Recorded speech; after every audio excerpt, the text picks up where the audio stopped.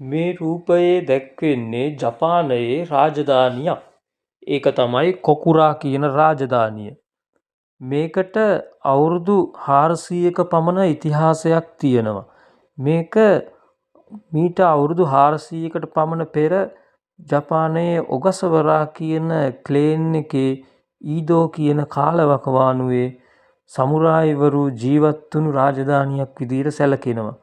මේක ඊටාම ප්‍රෞඩ ඉතිහාසයක් තියෙන රාජධානියක්.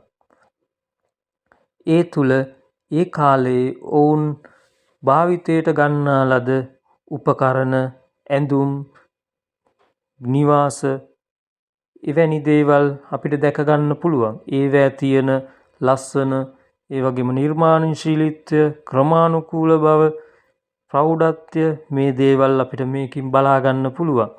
එතකොට මේ රාජධානිය පිහිටලා තියෙන්නේ ජපානයේ කියුෂු ප්‍රදේශයේ ෆුකුෝකා කෙන්නකේ කිතකියුෂු නගර මාධ්‍යයේ.